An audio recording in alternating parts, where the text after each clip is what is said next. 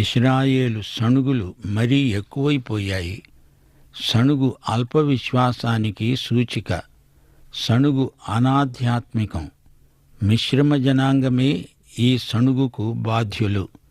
సంఖ్యాకాండం 11వ అధ్యాయం 1 నుండి 10వ వచనం వరకు దేవుడు వారి సణుగు విన్నాడు, కోప్పడ్డాడు. యెహోవా కోపాగ్ని వారిని దహించసాగింది. మోషే విజ్ఞాపన చేయగా ఆ అగ్ని చల్లారింది. ఆ చోటికి తబేరా అని పేరు.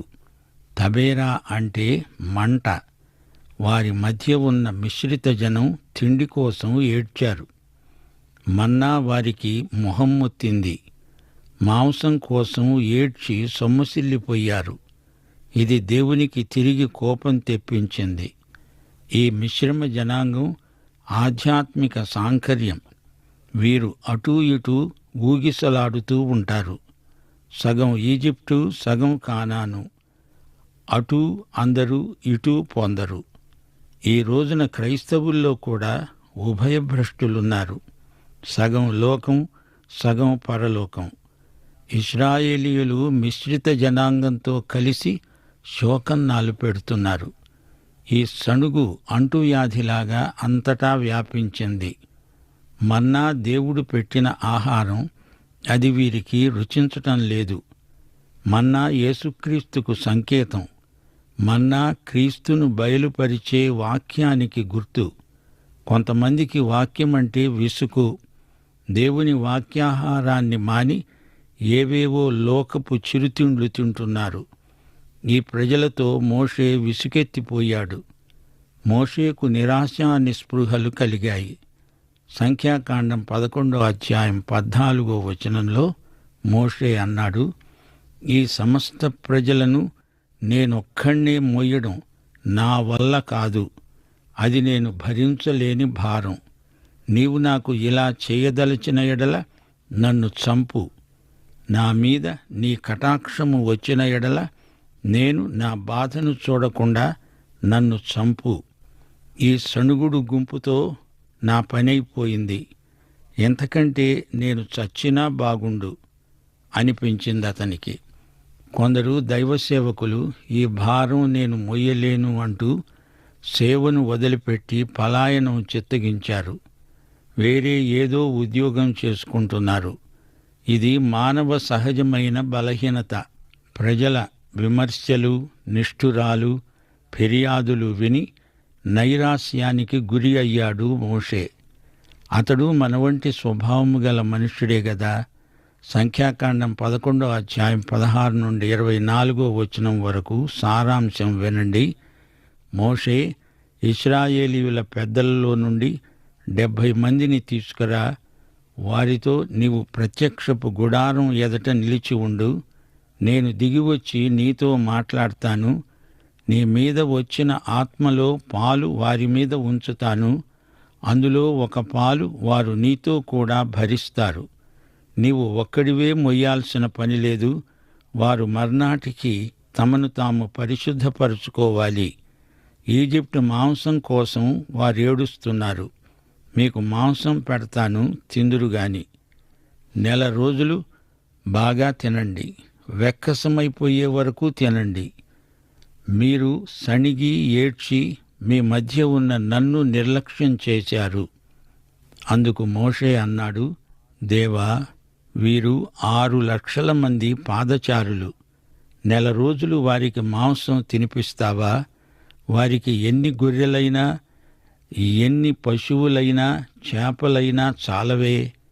ప్రియ సోదరీ సోదరులారా, ఈ సంఘటనకు వ్యాఖ్యానం 106వ కీర్తన 15వ వచనం. వారు కోరిందంతా ఆయన ఇచ్చాడు. అయినా వారి ప్రాణానికి ఆయన క్షీణం కలుగచేశాడు. అయినా మోషే ఎందుకిలా మాట్లాడుతున్నాడు? తానే భారమంతా మోస్తున్నట్లు ఏమేమో మాట్లాడుతున్నాడు. మోషేను కూడా మోయగలవాడు ప్రభువు. మోషే తన చింత యావత్తూ దేవుని మీద వెయ్యాలి. దేవుడు మోషేను గురించే చింతిస్తున్నాడు గదా. మోషే అడగగానే దేవుడు 70 మంది సహాయకుల్నిచ్చాడు. ఈ 70 మంది సంఖ్య అలాగే ఉండిపోయింది. యేసు ప్రభువును సిలువకు అప్పగించింది 70 మంది సభ్యులు గల సన్హెద్రిను సభ. ఈ రోజున సంఘాలలో కమిటీలు, వ్యవస్థలు ఎక్కువై నానా అవస్థలు ప్రాప్తిస్తున్నాయి. సోదరుడా, సోదరి, దేవుడు నీవు మొయ్యలేనంత భారం నీ మీద మోపడు. మోయమన్నప్పుడు మోయటానికి శక్తి కూడా ఆయనే ప్రసాదిస్తాడు. దేవుణ్ణి అడిగేటప్పుడు ఆయన మనసెరిగి మరీ అడగండి. ఫిలిప్పీ పత్రిక 4వ అధ్యాయం 6వ వచనం, మీ హృదయాలపై ముద్రించుకోవలసిన వచనమిది. దేనిని గురించి చింతపడకండి గాని ప్రతి విషయములో ప్రార్థన విజ్ఞాపనముల చేత కృతజ్ఞతాపూర్వకంగా మీ విన్నపములు దేవునికి తెలియచేయండి. మన ప్రార్థనకు దేవుని జవాబు అవును కావచ్చు, కాదు కావచ్చు. కాదు అంటే ఇంకా మంచిది, మనకు మంచిది కానిది అడిగితే ఎలాగా? మన తండ్రి మనకది ఇవ్వకపోవడమే మంచిది. కాదు, కూడదు అంటే దేవుడు ఇస్తాడు గాని దానితో నీ ప్రాణం క్షీణిస్తుంది, జాగ్రత్త. వీరి ఏడుపు, సణుగు విని దేవుడు వారడిగిందే ఇచ్చాడు. సంఖ్యాకాండం 11వ అధ్యాయం 23 నుండి 29వ వచనం వరకు యెహోవా మోషేతో అన్నాడు, నా బాహుబలము తక్కువైనదా? నా మాట నీ ఎడల నెరవేరుతుందో లేదో ఇప్పుడే చూస్తావు. సరే, 70 మందిని తెచ్చి మోషే వారిని గుడారము చుట్టూ నిలువబెట్టాడు. యెహోవా మేఘంలో దిగివచ్చాడు. దేవుని ఆత్మ వారి మీద నిలిచినప్పుడు మాత్రమే వారు ప్రవచించారు. శిబిరంలో నిలిచి ఉన్న 2 ఎల్దాదు, మేదాదు, వారి మీద ఆత్మ నిలిచి ఉన్నాడు. వారు బయటికి రాలేదు, శిబిరము లోపలే ఉండి ప్రవచించారు. ఒక యువకుడు పరిగెత్తుకుంటూ వచ్చి ఈ సంగతి చెప్పాడు. అప్పుడు యెహోషువ మోషేతో అన్నాడు, వారిని నిషేధించండి. అందుకు మోషే అన్నాడు, నా నిమిత్తము నీకు రోషమొచ్చిందా? యెహోవా ప్రజలందరూ ప్రవక్తలగునట్లు యెహోవా తన ఆత్మను వారి మీద ఉంచునుగాక. సోదరీ సోదరులారా, గమనించండి.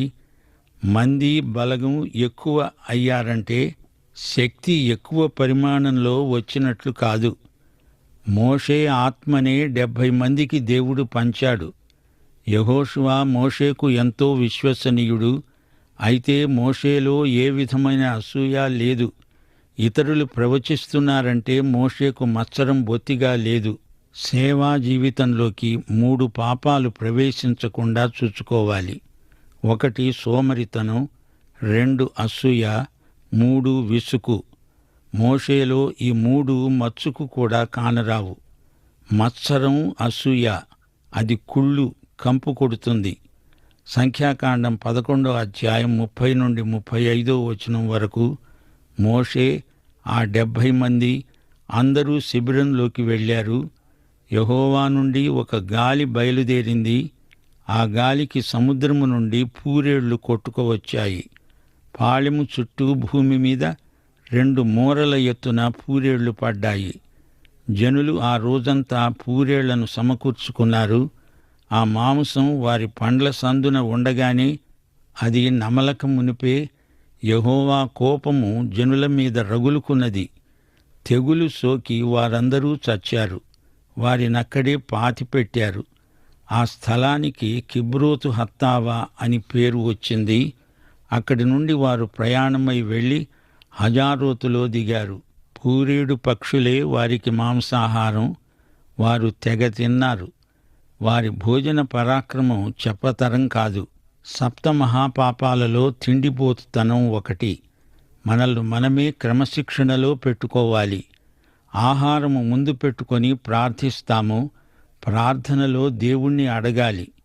దేవా, ఎంత తినమంటావు అని ఆయన్నడిగితే చెప్తాడు. అంతే తినాలి. అది దేవునికి మహిమ, మన ఆరోగ్యానికి మంచిది. మోషేలాగా ప్రతి సమస్యను ప్రార్థనలో దేవునితో పంచుకోవడం సరైన పద్ధతి. దేవుడు ఇచ్చిన వాటి కోసం కృతజ్ఞతలు చెప్పుకోవాలి. దేవుడు ఇవ్వని వాటిని గురించి సణగకూడదు. ఇశ్రాయేలీయుల అపసవ్య ధోరణిని గుర్తించారా? ఈజిప్టు దేశంలో తాము తిన్న కొరడా దెబ్బలు మరిచిపోయారు, అక్కడి తిండిని మాత్రం జ్ఞాపకం చేసుకున్నారు. ఆధ్యాత్మిక పరిపక్వత లేనివారు దేవుని శక్తిని శంకిస్తారు. ఏ స్థితికైనా దేవుడు సర్వసమర్థుడు. మోషే క్రీస్తు యేసుకు ముందు గుర్తు. మోషేకు క్రీస్తు యేసు మనసు ఉన్నది. ఇశ్రాయేలీయులందరూ ప్రవక్తలు కావాలి అని అతని ఆకాంక్ష. మోషేకు ఎంతో విశాలమైన ఉదారబుద్ధి ఉంది. మోషేను గురించి హెబ్రీ పత్రిక 3వ అధ్యాయం 2వ వచనం నుండి క్లుప్తంగా కొన్ని ప్రశంసా వాక్యాలు చెప్పబడ్డాయి. దేవుని ఇల్లంతటిలో మోషే నమ్మకముగా ఉండినట్లు యేసు కూడా తనను నియమించిన వానికి నమ్మకంగా ఉన్నాడు. మోషే పరిచారకుడై ఉండి దేవుని ఇల్లంతటిలో నమ్మకంగా ఉన్నాడు. అవును, యేసు మోషే కంటే శ్రేష్ఠుడు. క్రీస్తు కుమారుడై ఉండి ఆయన ఇంటి మీద నమ్మకంగా ఉన్నాడు. ఆహారాన్ని గురించి, తమపై పడిన భారాలను గురించి, ఆశీర్వాదాలను గురించి ఈ అధ్యాయమంతా సణుగులే. దేవునికి సణుగులు ఫిర్యాదులు చేయవద్దు, ప్రార్థన చేయండి. ఇతరులకు దేవుని ఆశీర్వాదాలను అందించాలి గాని ఫలాని వారిని ఆశీర్వదించవద్దు అని దేవునికి చెప్పకూడదు.